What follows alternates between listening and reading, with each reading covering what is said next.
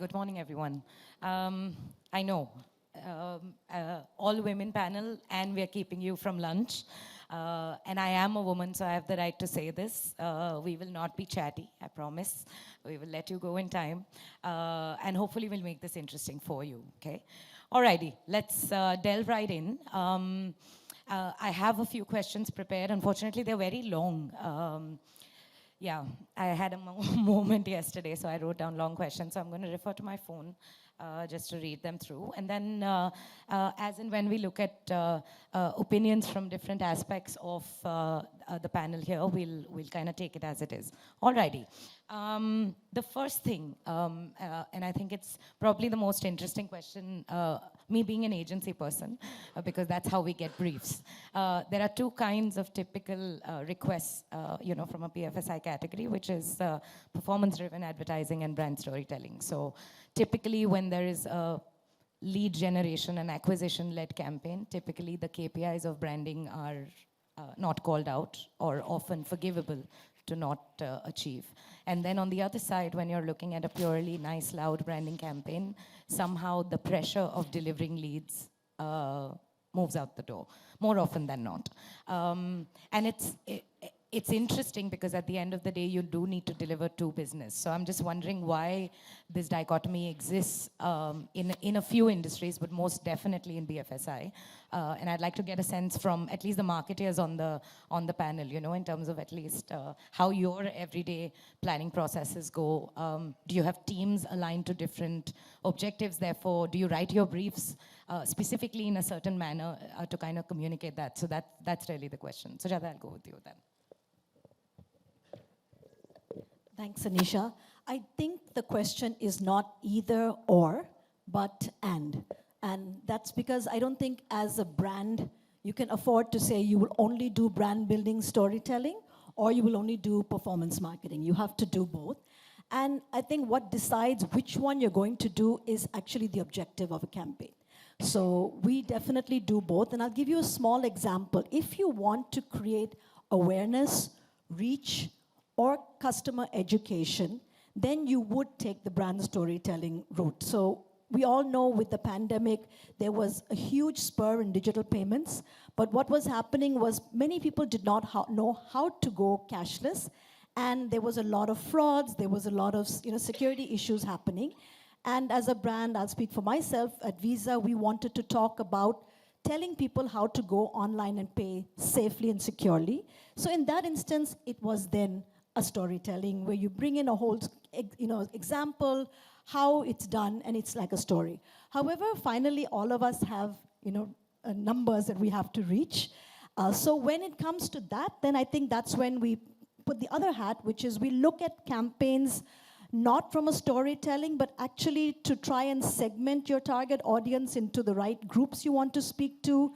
For example, if it's a festival season and there is a specific offer target at a certain group, then you would do that. And another example is, for example, when we look at travel, because travel is a huge area of spends and of digital spends, there would be not so much only storytelling, but definitely targeted programmatic advertising to reach the right person with the right offer. Yeah. And unlike credit cards, Geetanjali, what's your experience been? Yeah, so for me,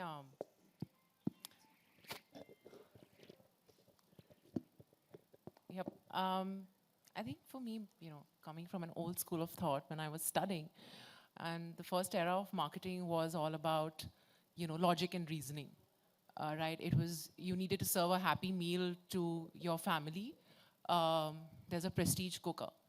When there was about marketing era part 2, it was about emotions. Kuch khas hai zindagi mein, where the girlfriend runs on the field. And the third era, I think, in marketing was data and analytics.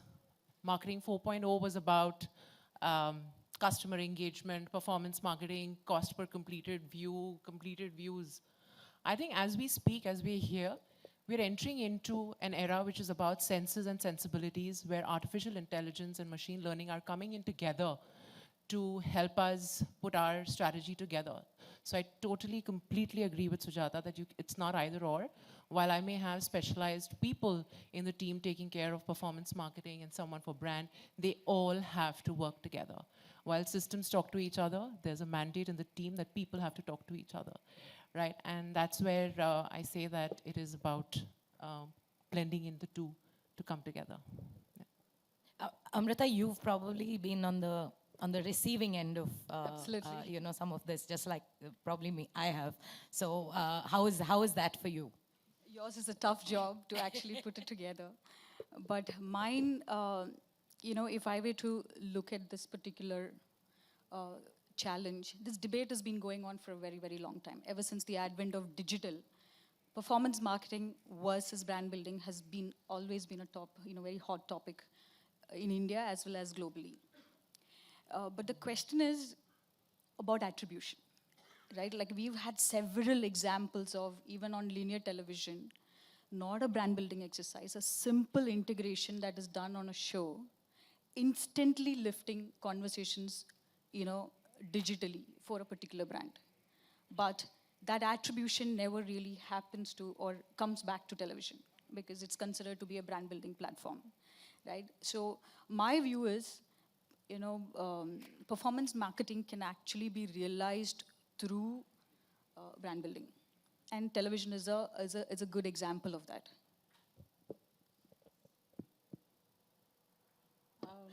I think that much has been said, but however, we need to look at it together.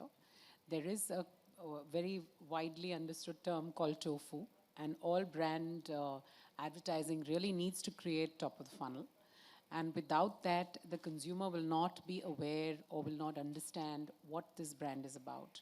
So there is a certain level of emotive imagery that brand advertising does, which is, in fact, I would go a step further and say it is a prerequisite before you do performance advertising. And we also do something else, which is we target the same people. So if you're doing a brand on digital, so we look at the same people. We do give that, we make sure that the same folks are targeted, both on brand and performance.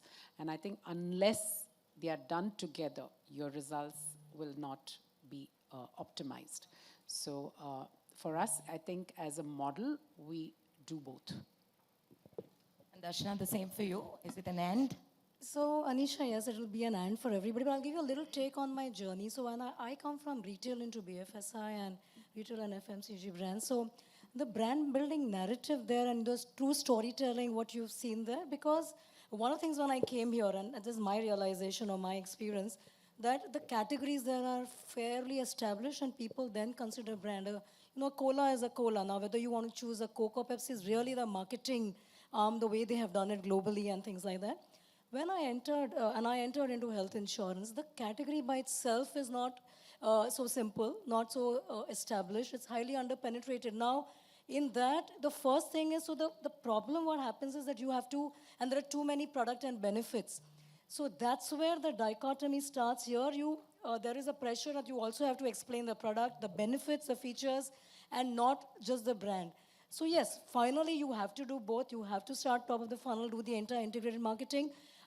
But this is where BFSI as a category, and at least the categories that I have, which are non-tangible.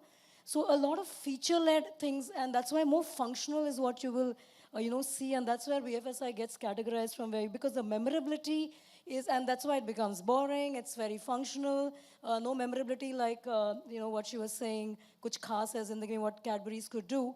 I think that's the journey whilst we are all working, and because we all know that brand at the top of the funnel is important. Large brands like ours do that spend, but a lot of fintech who have come in the market today over the years have also started at the, because categories are created by, people like us who have the wherewithal and the money. There they will start straight from the consideration by and large. They're starting more functional, they're starting, so you will see those kind of things more in BFSI, unlike, because there is a lot of disruption that has also happened. So that's been my take, and also, well, on a lighter note, a lot of people on our boardrooms and our CEOs are all, because it's financial services, they're all CAs and accountants, that background. So ROI all the time, that's a conversation, asked. But That was a beautiful segue to my next question. And I think why don't you begin by answering that question? So on this panel, at least there are four of you who potentially can make that image change from it being a boring category when, at least from a consumer mindset, right? I mean, there are certain conventional codes and certain ways and means in which the banking sector operates. And you move out, you move slightly more west, or you move towards Australia and things like that. There's so much more entertainment, even in the BFSI category, at least in the manner in which they deliver communication. So what's stopping us? No, again, again, my take here, and I have been trying, I made many attempts. First thing first, when it comes to BFSI and your finance, it is a serious category because it is serious money transaction that is happening.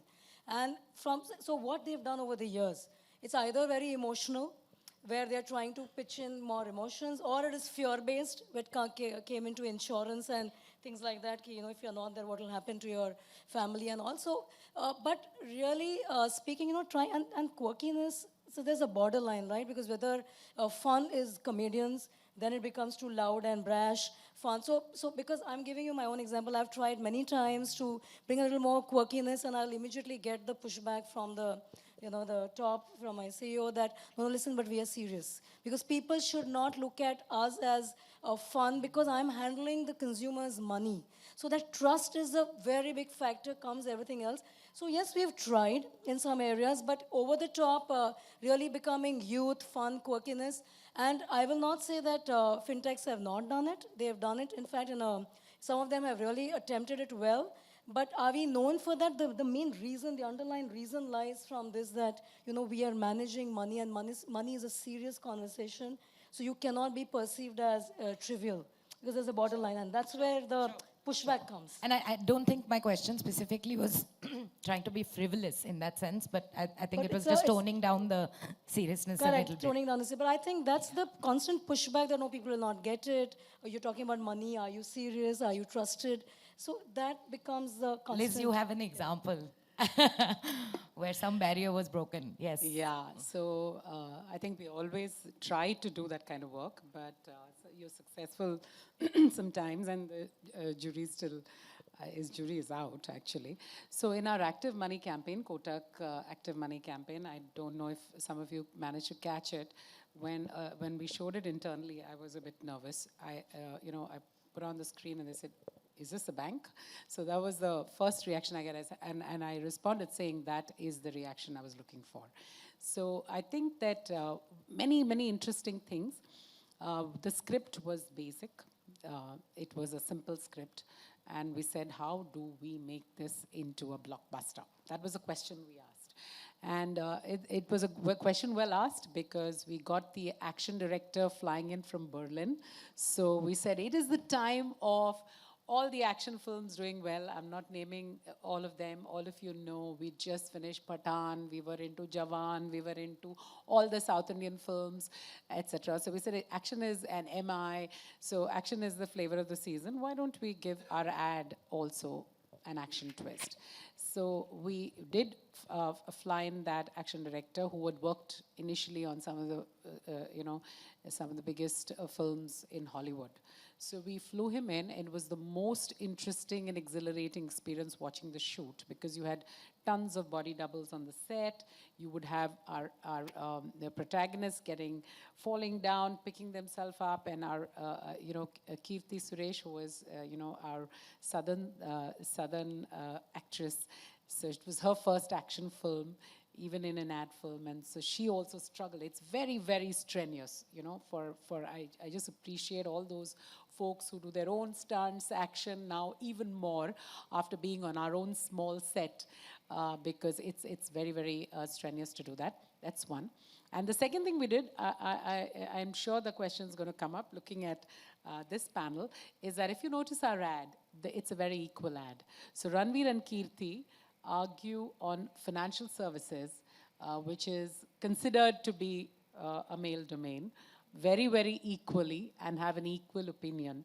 And in the end, of course, they agree together. It's a sweet banter between two people, but two very equal people. And I think we want to show progress in India, where there is so much progress. The women are progressing so much and have a voice. So I think we killed two birds in one stone. One was action, breaking monotony in financial services, and two, bringing in diversity and equality into the financial services domain. And thank you for that. And my only hope is that it continues and it shouldn't be a one-off. So good luck to you.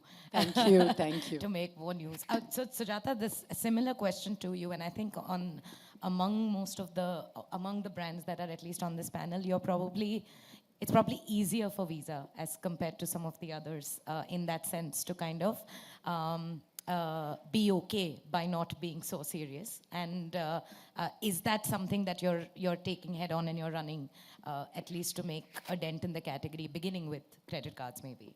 Yeah, absolutely. Like Darshana said, because we're dealing in a category with people's money, you have to be serious. However, what we're trying to do is look at instances where you can afford to bring in, whether it's some fun, some glamour. So for example, I don't know, all of you know, but the amount of travel that has now started happening post the pandemic, and we actually call it revenge travel, is just beyond anyone's imagination. So what we thought was, in a segment like that, while we're encouraging people to spend carefully when they travel abroad, go cashless, if we did it in a very boring way, you would lose them. So I think this is one area where you can really bring in. That's what we did, as you know, with today. The biggest people who can push a brand are influencers.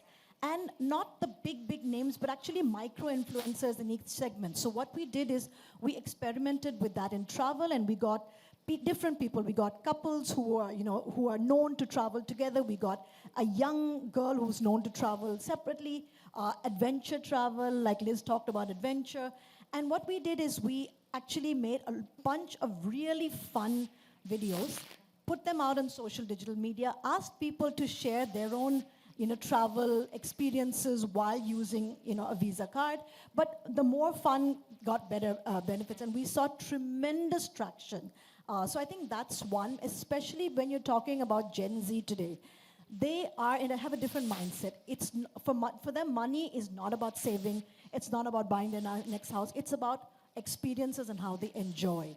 So with them, with travel, those are two instances where we really managed to take it out of the serious mode. And for you, Geetanjali, again, I mean, this is going to be then a complete South Pole to her North Pole with respect to your category, right? Absolutely. Mutual funds are the most regulated, it is the most regulated industry in India, and we have a lot of restrictions on what we can do, justifiably from an investor perspective. But I'll just try and answer this question a little differently because, so I'm a part of the Investor Education Committee at AMFI, and there you have the liberty and the luxury of getting celebrities to, talk about and encourage the penetration of mutual funds in India. So there's a bit of that you do there.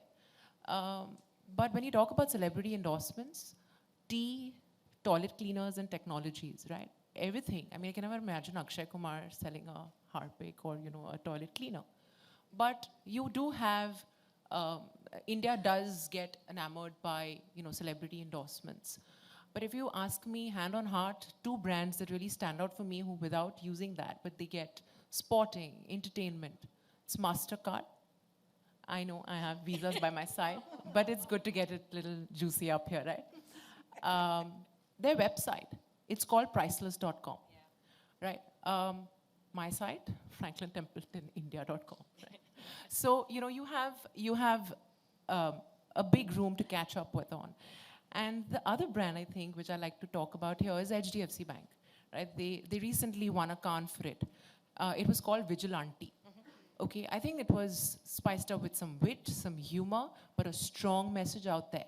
It was about making sure that you're vigilant while you're making any financial transactions, right? It's very serious business. So when it comes to actually making such ads, it's not like it's not in our scope, but I guess you need a good creative team, you need support from the management, and I think that way Franklin Templeton has a very open-ended philosophy. We're happy to fail fast, fail forward, fail cheap. But yes, and if you see, when I get asked a question in the boardroom, whom are you competing with? It's nobody in the BFSI segment. The names come up and these are Gen Z in my team. They say we're thinking Apple, because their advertisements are, sleek, minimalistic. I mean, all that you have up on the hoarding on Bandra Reclamation is a photograph. It's user-generated content. So, let's not talk about that just being on digital platform, right? Or if it even comes to a brand like IKEA, They're talking about practicality, they're talking about affordability, and therefore they're catering to the audience in India. So the room in our office, when they compete with each other, they're talking about such advertisements, right? So I do understand that BFSI is boring, but we are catching up. You have brands like Visa, MasterCard, HDFC Bank, Kotak, right? I mean, we are doing our bit. We're slowly and gradually getting there, but I think it was a very good question, Amisha. No, I'm glad, and the more we see of it, I think most people in the room, the reactions would be different over time, and I really hope that does change. Okay, Amrutha, we haven't forgotten about you. Okay, so this next question is specifically with respect to channel choices and channel mix, specifically from a deployment standpoint. I know we've spoken about comms, and I'll ask you this question first because we've discussed branding versus performance, but there's enough skew towards digital-led channels in that sense from the BFSI category. Also with connected TV, a lot of specific targeting capabilities and possibilities that exist today. And yet there is enough number of people who are unaware and where penetration of most of the categories that we represent on the stage today, it's underrepresented, so there is a need for mass as well in that sense. So let me ask from your perspective at least, what have you seen of the trend, or where are specifically your efforts going towards balancing those scales, if I may? Thanks, Anisha. So if I were to look at the trend in the BFSI sector, especially for I would say linear and professionally generated content, if you were to actually look at the last 7 or 8 years, you can see that their dependence on our business is increasingly coming down. And I think all of them would agree to it. And that is actually making me the odd one out sitting here. But the fact is, each one of us would have a perspective about their own product, right? The way we see our business and our products is, television still today has about 900 million of reach, right? And we spoke about underpenetration, or how grossly underpenetrated each of these categories are, and maybe not banking to that extent, but anything related to, beyond that, and what Sujatha is representing from a Visa or a Master, and everything else, mutual fund is so underpenetrated in this country. Insurance, for that matter. Our government has tried as much as possible to make a health or a life insurance as an offer from the government side. But the fact is, we don't have that habit. Our consumer, I don't know how many of us are sitting here, have taken a term insurance very seriously right at the start of our career, right? As Indians, and the country does not have that habit of taking a term insurance or a health insurance and treating it as a security. Similarly, investments, right? Even from a mutual fund investment point of view, I don't think we speak about it as seriously as we should be talking about it. So in my view, while all the marketers sitting over here, I think all of them also represent, in a way, a social cause. Right? I think it is important that we take it upon ourselves that we talk about the importance of, all of these products that we have, like whether it is insurance, whether it is a mutual fund investment. I can give you a simple example that comes to my mind, and it's also like a bit of a slight, in a way, an example for the earlier question as well. Policy Bazaar as a brand, had done a campaign with us.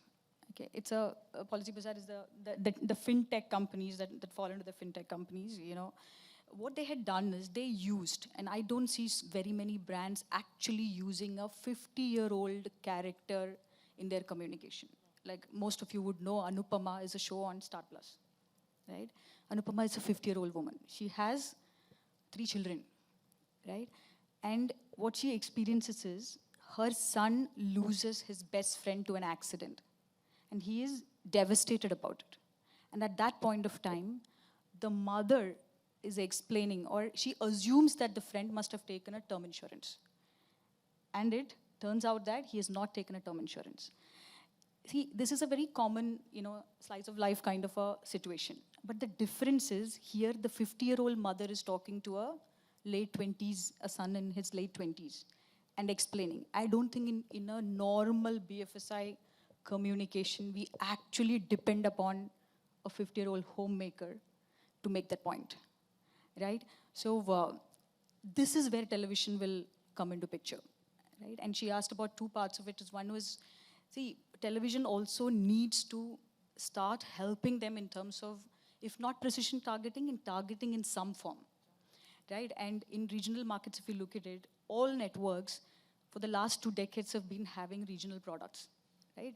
If you want to have a campaign only in Kerala or a Tamil Nadu, it is possible. It's always been possible. What is not possible today is you're not able to do a campaign only in a particular city. But from a communication perspective, I would also urge you all to start looking at communication through the lens of the cultural nuances of the country, right? What works in a Hindi geography need not work in a southern market. And within South itself, you possibly would have 3-4 different states that is very culturally nuanced. And we are a classic example of that. And why do I say we are a classic example? Because our content is never a dub content. We take the same core content, we recreate it in the respective context, and have familiar faces, familiar kind of dialogues, and recreate it, right? So, I will be more than happy to have this conversation taken ahead in terms of building that financial inclusivity and taking these products to the masses. So, Darshana, Anisha, I have a take here. And so, see, what you are asking is that, the television over digital and the spends sort of shifting and in BFSI. So, I'll tell you what, as in my now 26, 27 years journey, when I started brand in those days, television was the core medium to reach, and there was nothing else. Today, YouTube gives me equal amount or, sensible reach. OTT gives me, sometimes the Hotstar is also enough. So what has happened is, in the journey of a marketer, there are a couple of things. So one is, the entire landscape has changed. It has become very fragmented. There is TV, there is CTV, there is digital, there is OTT, there's so many things that is happening. When you look at the objective on the business side, because now as a marketer, I also have to take the business objective. There is leads, there is conversion, there is business ROI that has been asked. So clearly, and look at the consumer behavior. Where is the consumer spending time today more? Now, as a marketer, I have a media choice, I have a business objective to drive, and I have to see where my consumer is spending time. Today, Netflix, as Netflix says, that they're fighting sleep. Sleep is their competition. So imagine there's so much of content happening. Now there is also influencers, there is all sorts of, choices. There's too much choices. So in my mind, clearly, I don't think any of us need here education on why TV is important or not important. I don't think that's the ask or we know that. But the prima facie, I have limited budget. I have those 3 objectives. It starts from what is your objective? What is the brand achieving to do? Or is it a product only? Or is it a brand building activity? Is it brand love? Or it is just talking about the functional aspect? And that's the objective that we start with. And that is how, yes, absolutely, I would love to do a full funnel all the time. In that also now I do, because Satya's sitting here. Outdoor is a lot of recall. So what is my primary medium? What is my secondary? What is my recall? So I think these are the choices that we have to make. And definitely where I'm doing a larger reach, we obviously will use TV, but sometimes like in one of my product, it's a CTV audience. Now also impact. Sports makes a lot of, reach. Sports immediately gives, sports on Hotstar versus Star. My audience is Hotstar. So I'm saying that is where, because my money is only going to be limited, I'm not going to have 500 crores in one campaign or anything like that. So there is a lot that's happening, and what is ongoing, always on, digital allows you that. So Anisha, all I'm saying is that it's really fragmented. It's not a one-size-fits-all answer, which was there earlier 10 years or 15 years back. It's very different today, and you as marketers, we have to evolve to this. And that's why it's not Fair only enough. TV or only digital. Fair. Sujatha, and I know you had a different view, at least in our discussion. Yeah, there. no, if you remember, my first opening point was that it's not an either or, it's an and. So I would say that. So for example, Amrutha, you're absolutely right. There's a big role that TV plays. So for example, if an objective is awareness, and you want to create awareness with the large population that India has, we do reach out to TV for that. Sorry, this is better. Yeah, I'd given you the, the better mic. So I was saying that it's not a question of either or, it's and. And there's a role for everything. So, Amrutha, like you're saying, there is a strong role of TV. If there is a need to reach the wide population of India, TV is the way. So, for example, if we want to educate people on way to pay safely, and we want to reach everyone across metros, tier 1, tier 2, different age groups, we do that. However, if the objective is different, and I'll give you an example, Anisha, in case, suppose you were traveling to London next week, and Liz is traveling to Dubai in 3 months. Both of you have very different need segments, right? You would be traveling next week. I assume your airfare and your hotel would be done, but you would looking at where should I shop, what are the things to do, what's the entertainment, while Liz, 3 months away, would still be looking what's the best deal for a hotel or an airline. What we do at Visa is we actually are able to target our communication using our own programmatic technology to make sure that you get the right information, which says, hey, you're going next week, this festival is happening, you can do that. Or, hey, Liz, you're traveling, there is a great deal on hotels. So I think, like I said, there is an and there is an objective, and we have to look at that. If it is to create awareness, educate, by all means, we should use that, the mass. If not, we use, whether it's digital, whether it's social, whether it's OTT, but we can use the methods to reach the right message to the right person. At least what I'm hearing both of you say is the story is about relevance. Doesn't matter, which form of media eventually gets picked in that sense. Okay, so last question for the panel, and went away. But and let me begin this question by saying thank you to Liz for bringing it up early on. But then again, I think another stereotype in that sense from a BFSI space is men versus women. And I think we're an all-women panel, so banta hai to ask this question.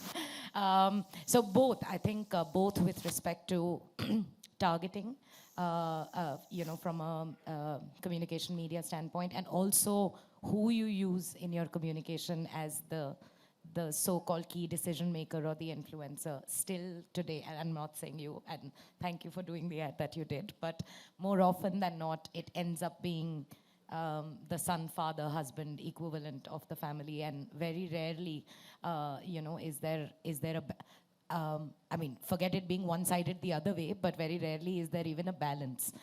So in that sense, let me at least begin. I know you gave us a little bit of the story of equality, but what would it take to not have him in the ad and just her? So I'm going to answer this a little differently. So we actually went and spoke to women and tried to understand what they wanted from banking, or what they wanted from financial services. And what we realized is that they do want to be spoken to differently, the needs. They want to be spoken to about needs and not products. What makes me, I want to know, how to take care of my parents, how to do good for my children. I want to do a holiday, and I don't want to just be told about products. So there was a very, what makes them different. Of course, everybody has similar needs, but what specifically they wanted to hear about, or what we wanted to hear about, was a little different. So I did many years ago, and now I've understood from all of you that we need to do a lot more work on awareness for this program. So we came to gender-sensitive banking, and that's where we curated a program called Silk, which is exclusively for women, which talks to women like they want to be spoken to. And very conscious while doing it, because we said, by even creating a product or service, are we differentiating? Not at all. It came from the women that we want to really, cut all the jargon out, and we want to just deal with it in the way, we would like to hear about it. So that began the journey for Silk, and we've done something called Meri Udan, which I think is now, it's a traveling statue. and it goes to, last year we went to Ahmedabad, the year before last it went to Delhi. It's really a statue which represents the modern Indian woman who I say is Atmanirbhar, really. And she really stands for what so many women here on this panel and the audience stands for, which is progress, which is confidence, the whole journey of, working everywhere. And the reason why she's in a corporate park is that's where the greatest battles are fought and this whole, so she currently is in Gift City in Ahmedabad, standing up for all of us who go into that becoming more of us. May there be more of us there. May there be more women rising in these places and making it to the boardrooms. So silk is our answer. That's one very important example. The other thing is on 811, when we launched it, our digital bank, India, we did a campaign called India Invited, where Ranveer was a Sutradar, where we did, it also trashes stereotypes in that sense. We say regardless of religion, gender, or anything, digital is a great equalizer, and welcome to 811, and all of India is invited. So that's another area. It was not only gender, but again, I think gender was one of them, whether, affluent households, all of that. It trashed all stereotypes, not just gender, but that's another one where we did that, and active money I already mentioned. So we do want to, nudge progress for women, and we will continue to do that. Geetanjali, your take, and I think slightly more wider from the world of mutual funds, even. I think.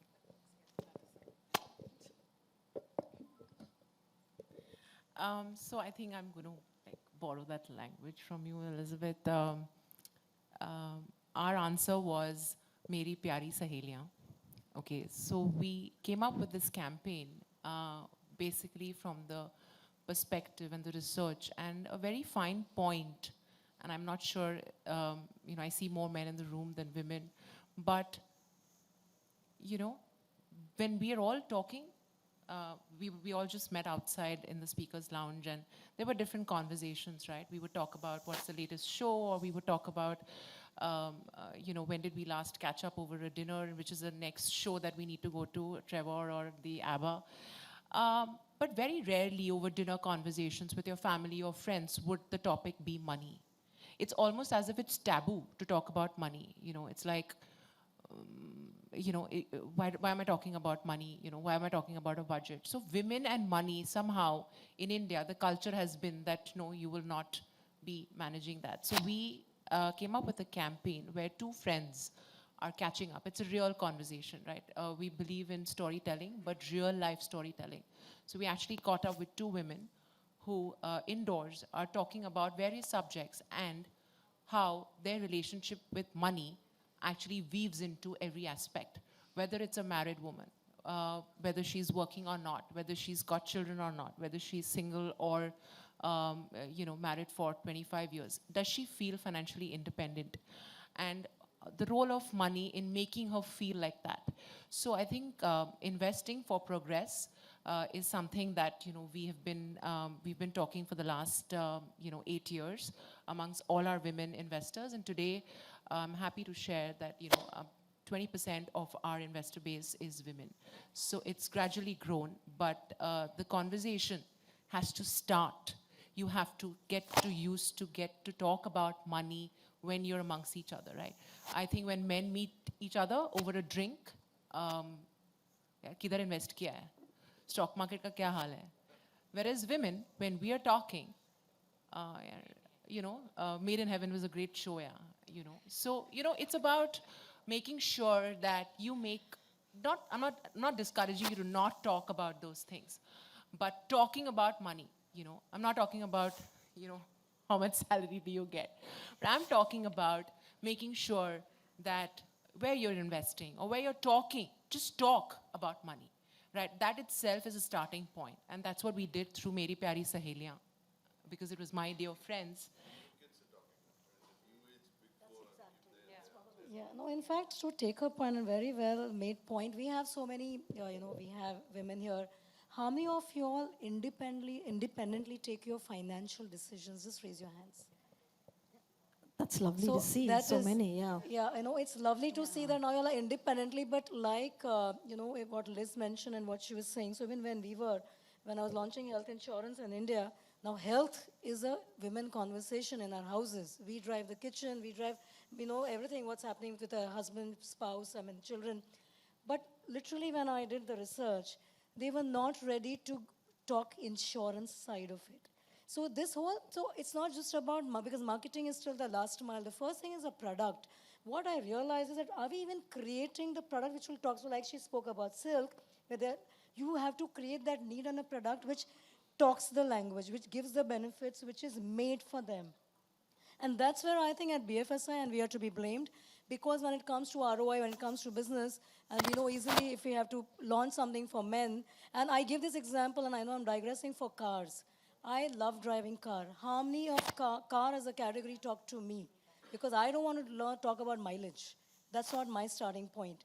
But I need to know others. So even in health insurance, I realized when I was talking to women want to know what are the hospital near me? What happens if my family is hospitalized? Are you going to give me the claim? What are the men asking me?